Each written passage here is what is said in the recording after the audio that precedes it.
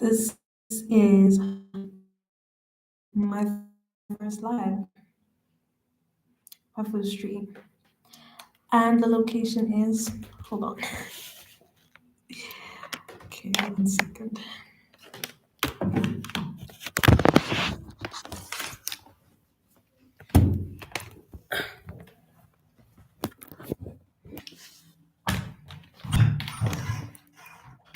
Are you eating here too? No. I just wanna, I'll be in here for like 10 minutes.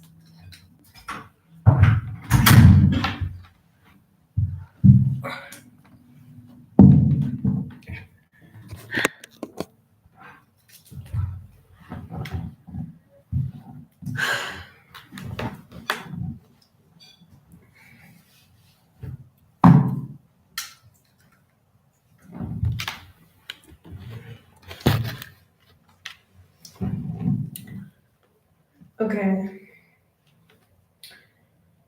So, this is my first stream. This is my first stream.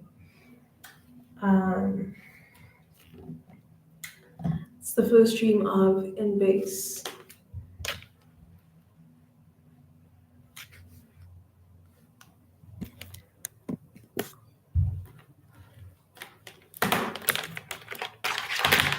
This is the first home base stream, and this location is in the bathtub. Let me introduce myself. I'm Luande Dawati. Let me unplug this mic real quick. Um, this is my first stream. I'm Luande Dawati. Who is Luande Dawati? It's what you find out at home base. But for now, what you need to know is that I am a creator, not to be mistaken for the creator. And shout out to the creator God who created me and trusted me with his mission. And I said, you can work through me. You can say what you need. In my mind, I'll be your vessel. I'll do it every time. Yeah, that's what I said.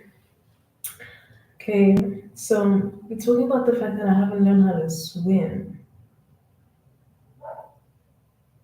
And we're probably gonna go over this a lot.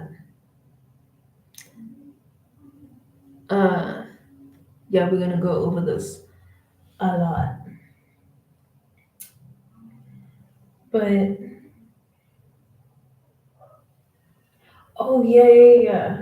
Okay, and I think most of the stories that I share on here are gonna start the same way. First of all, look at my pretty look at my pretty flowers that I got for my birthday. Sagittarius, I opened Sagittarius up. My birthday is on the 22nd of November. Period. Um, what else? Oh yeah, I was saying like I think a month and a half ago when I lost my phone. No, lost my phone. My phone was taken away from me, and ever since I have felt like a target. So that's why I have a watch now. Cause it's like, girl, don't have a phone, and my phone is where I used to most conveniently get my time and be on time. So time doesn't stop. I needed a watch so I can stay on time and work on being on time. Period. Um,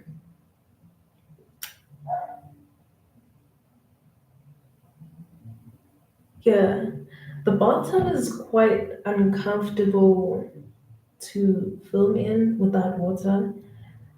First of all, it's a very intimate space. Second of all, yeah, it's intimate. So you're usually in here on your own, but like the thoughts that cross your mind in this very vulnerable state where you are, stripping everything off and cleansing yourself of everything and just resetting and relaxing, that form of self care. Yeah, it's uncomfortable to have like a second POV, but that's what home base is all about, just having a second POV on things that you usually would, keep internal. And one of the things I'm learning is that when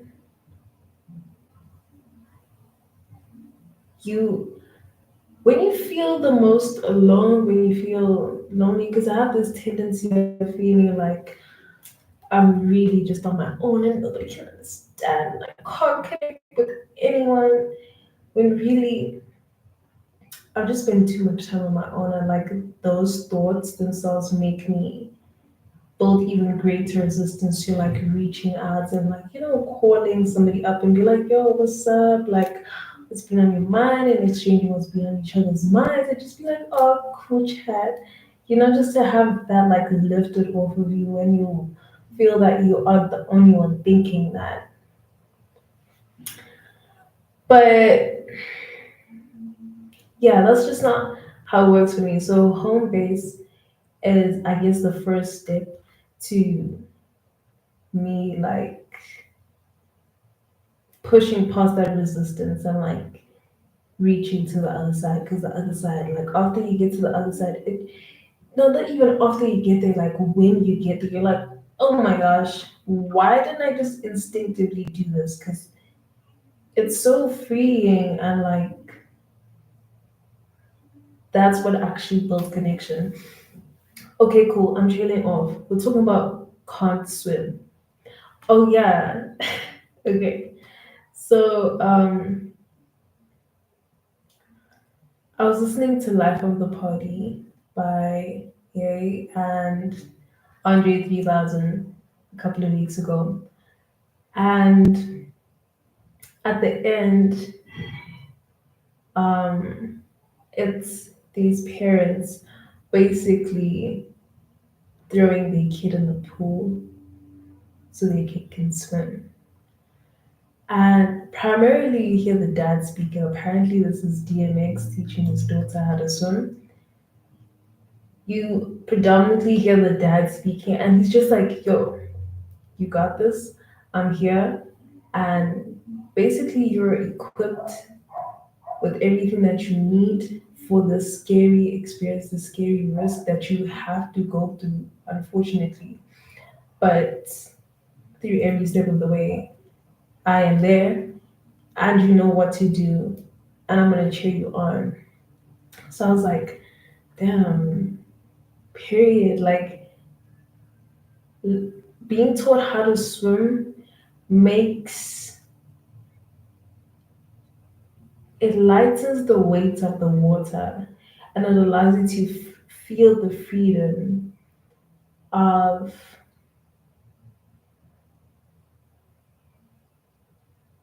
not being intimidated by the flow of the water. Like water. They say like it's small waters. Yeah, like water, just small waters. You can just jump in and be like, oh, okay. And the thing with swimming is like you have to relax. If you don't relax, you'll drown. Like you'll sink. And one thing I don't know, one thing I'm learning, let me not say I don't know how to do. One thing I'm learning how to do is to relax when taking on challenges, when feeling intimidated, when feeling like intensity, basically, just approach that intensity and chaos like calmly so that you're at it. It doesn't move, it doesn't really move you from your seat and like your center, but even though it doesn't move you, you still move with it and like take it on. Um, but yeah, we're getting to the end of constant, and I realized that it's not even kind of, it's essential to know how to swim in the literal and metaphorical sense. And it's so crazy how, oh, and the reason why I'm saying it's so important for you to know how to swim because like life, for you to live a fulfilling life, you have to take risks to get to like reach things that aren't really in your comfort zone.